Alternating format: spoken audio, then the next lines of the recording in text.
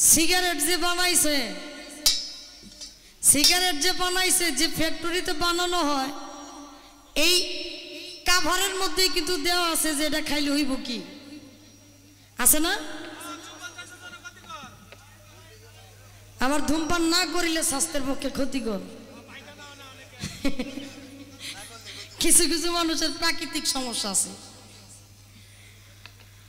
তো ফ্যাক্টরির মালিক কিন্তু জানে বুঝে তারপরেও এই কাভারের মধ্যে দিয়া দিছে এটা খাইলে কি হয় ক্যান্সার হয় তারপরেও কিন্তু আমরা অনেকেই আমাদের প্রয়োজনের খাতিরে এটা আমরা ব্যবহার করি নাকি কিন্তু আজকে যারা গান শুনতে আসছেন আপনারা আপনাদের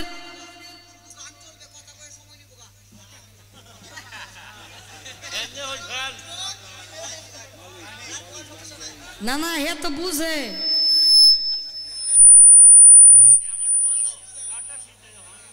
হ্যাঁ পুরাটাই বুঝে না আচ্ছা আলহামদুলিল্লাহ বুঝাটা ভালো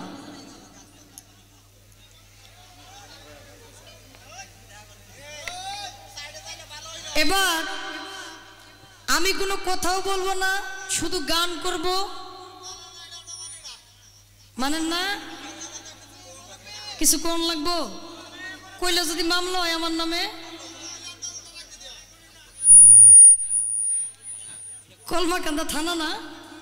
এই থানায় যদি কেউ মামলা করে তখন আমার উপায়টা কি আলহামদুলিল্লাহ এত বড় রিস্ক নেওয়ার জন্য তবে আমি বলবো না কিছু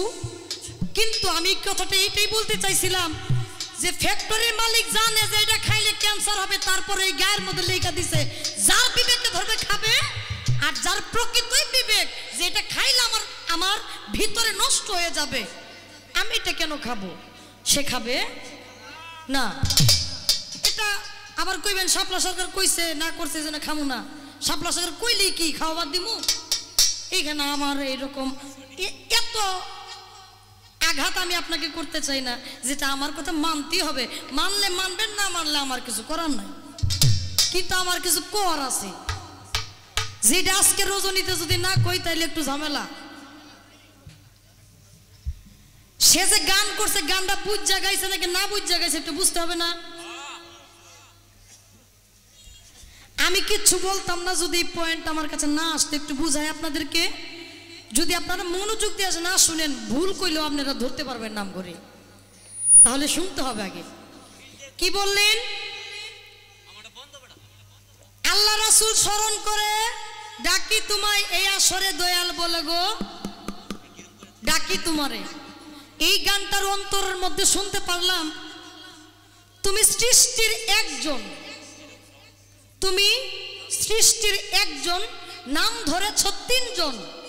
তাই তো দয়াল আমি তোমায় চিনব কেমন করে রাসূলুল্লাহর সুরতে আব্দুল্লাহর পেশানিতে মা আমিনার গর্ভেতে প্রকাশিলে এই কথাগুলো কিন্তু গানের মধ্যে আসছে হ্যাঁ রফিক ভাই আপনি তো বুঝেন আপনি কথা কোন কে কইেন না মুরব্বী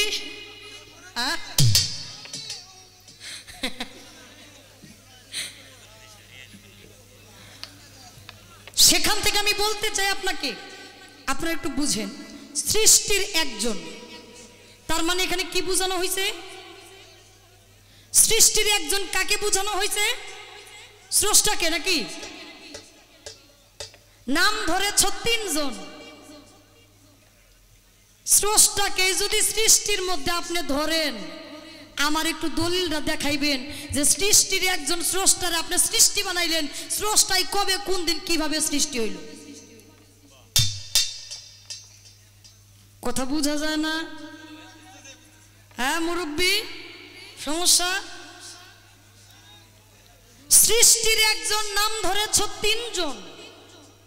যদি সৃষ্টির একজন স্রষ্টা হয় স্রষ্টায় আবার কিভাবে সৃষ্টি হইল আপনার কাছে আমার একটু জানার দরকার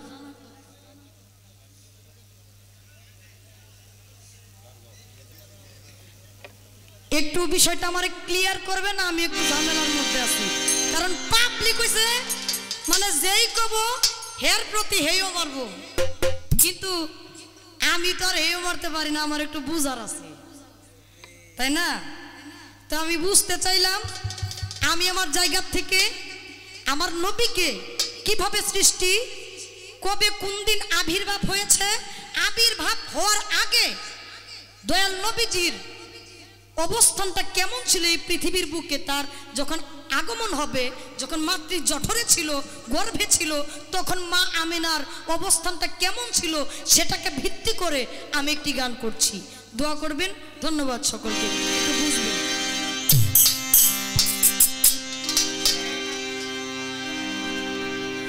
সর্বদুঃখের দুঃখী আমার নবী মুস্তাফায়, নবীকে দেব ভাষায়। সর্বদুঃখের দুঃখী আমার নবী মুস্তাফায়, সর্বদুঃখের দুঃখী আমার নবী মুস্তাফায়, নবীকে দেব ভাষায়। সর্বদুঃখের দুঃখী আমার নবী মুস্তাফায়।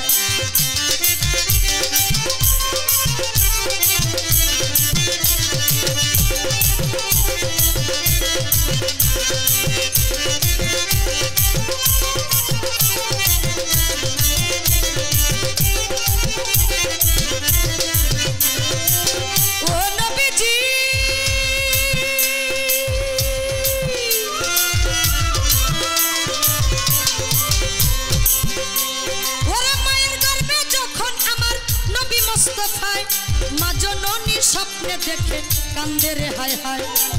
মায়ের গর্ভে যখন আমার নবী মুস্তাফায়, মা জননী স্বপ্নে দেখে কান্দে রে হায় হায়। মুত্তালিবের কাছে গোমাই বলছে গো কান্দিয়া, স্বপ্নেতে নাকের ফুলটা গিয়াছে পড়িয়া। মুত্তালিবের কাছে গোমাই বলছে গো কান্দিয়া, স্বপ্নেতে নাকের ফুলটা গিয়াছে পড়িয়া। গর্ভের সন্তান কোথায় যেন গেছে গায়েব হইয়া, স্বপ্নের অর্থ আমায় দিবেন বুঝাইয়া। গর্ভের সন্তান কোথায় যেন গেছে গায়েব হইয়া, স্বপ্নের অর্থ আমায় দিবেন বুঝাইয়া। এবার মুত্তালিব কয় মাগো তোমার স্বামী আর তো নাই, জন্মের মতো জগৎ থেকে হইয়াছে বিদায়। মুত্তালিব কয় মাগো তোমার স্বামী আর তো নাই, জন্মের মতো জগৎ থেকে হইয়াছে বিদায়। এই কারণে নাকের ফুলটা গিয়াছে পড়িয়া, আজ হইতে বিধবা মা তুমি গেছো হইয়া। এই কারণে নাকের ফুলটা গিয়াছে হারাইয়া, আজ হইতে বিধবা মা তুমি গেছো হইয়া। গর্ভ গেছে খালি হইয়া তোমারে জানাই, তোমার গর্ভে মহামানব বলি তোমার ঠাই। গর্ভ গেছে খালি হইয়া তোমারে জানাই, তোমার গর্ভে মহামানব বলি তোমার ঠাই। গর্ভ হইতে সিরিয়াতে গিয়াছে চলিয়া, পিতারও জানাজা পরে গর্ভের সন্তান গিয়া। গর্ভ হইতে সিরিয়াতে গিয়াছে চলিয়া, পিতারও জানাজা পরে গর্ভের সন্তান গিয়া। তোমার ছেলে পিতা হারা, তোমার ছেলে পিতা হারা এই না দুনিয়ায়, নবীকে দেখো ভাষায়। সর্বদুঃখের দুঃখী আমার নবী মুস্তাফায়, সর্বদুঃখের দুঃখী আমার নবী মুস্তাফায়, নবীকে দেখো ভাষায়। সর্বদুঃখের দুঃখী আমার নবী মুস্তাফায়।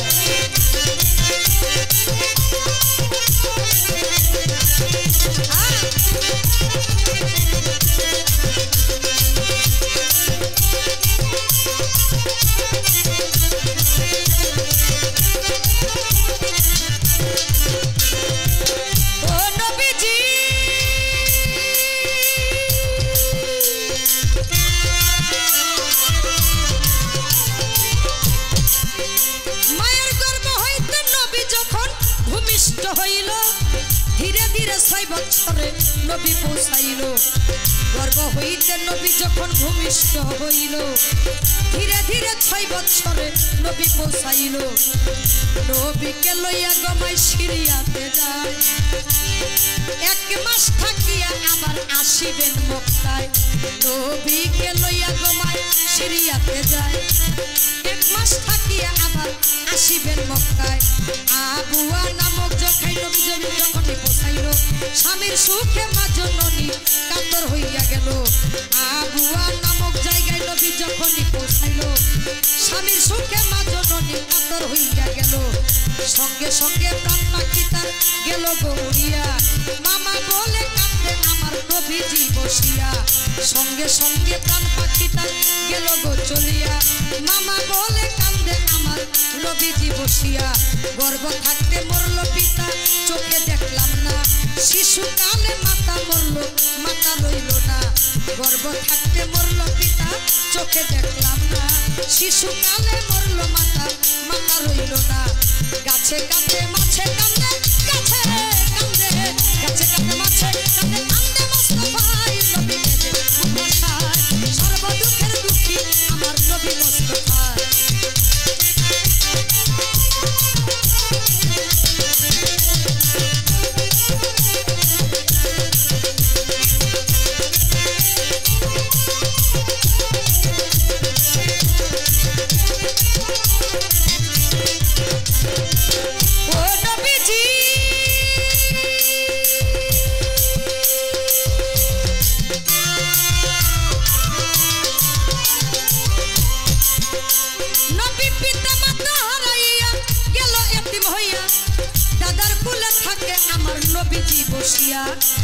পিতা মাতা হারাইয়া গেল এতিম হইয়া দাদার কুলে থাকে আমার নবীজি আসিয়া বড় আদর করে দাদা এতিম নাতিরে দুঃখ সুখের ভাগী আমার দাদারও সংসারে বড় আদর করে দাদা এতিম নাতিরে দুঃখ সুখের ভাগে আমার দাদারও সংসারে হঠাৎ একদিন মুত্তালিবে গিয়াছে মরিয়া মুত্তালিবের দেহ হইতে পাখি গিয়াছে চলিয়া হঠাৎ একদিন মুত্তালিবে গিয়াছে মরিয়া মুত্তালিবের দেহ হইতে পাখি গিয়াছে মরিয়া মা হারাইল 2 বছর পর দাদাও গেল চলে আবু তালিব আপন চাচা বুকে নেই নবীরে মা হারাইয়া 2 বছর পর দাদাও গেল চলে আবু তালিব আপন চাচা বুকে নেই নবীরে 7 বছর আবু তালিব আদর স্নেহ দিয়া এতিম নাতিরে রাখলেন বুকে জড়াইয়া 7 বছর আবু তালিব বুকে জড়াইয়া এতিম নাতিরে রাখলেন স্নেহ আদর দিয়া সীমাহীন পরীক্ষার মধ্যে আমার নবীকে রাখিয়া আবু তালিবকে আল্লাহ নিলেন যে উঠাইয়া সীমাহীন পরীক্ষার মধ্যে নবীকে রাখিয়া আবু তালিবকে আল্লাহ নিলেন যে উঠাইয়া ওরে কেঁদে কইল ঠিক সরকারে কেঁদে কইল